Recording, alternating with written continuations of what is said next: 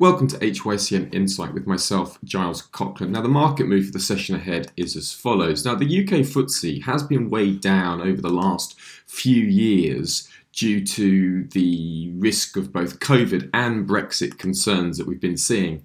Now, this has meant that there's this large gap up to 7,500. Now, you can think of this as the COVID gap because this 7,500 region was roughly around the level that the FTSE was trading at before COVID. So will this level be filled before year end now? You can just see that price is trying to break out of that very short-term trend line on the weekly chart. And the seasonals are very strong for the UK FTSE. If you just take a look here, you can see that the FTSE 100 has over the last 21 years, it's risen 76.19% of the time between October the 15th and December the 30th. Average return of 2.43%. Largest gain was last year as equities took a general surge higher on low interest rates and QE across the world. But that was a 12.40% rise. Largest loss 2002 with a minus 5.56% loss.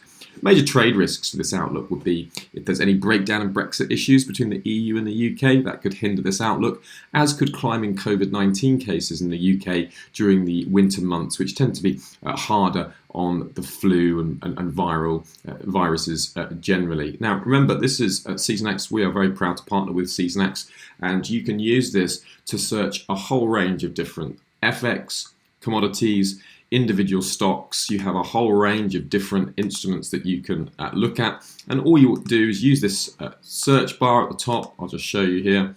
Just go to that search bar and say you wanted to look at an individual stock. You could put in individual stock like Nike, and then you could use a drop-down list to look, how's Nike performed over the last 15 years. You then look at the calendar, and that calendar gives you a really good indication of the seasonal patterns that you've got, and you can look here to see if there's any seasonal patterns that look really interesting. Look at the second half of November. You can just zone in by very simply clicking the chart,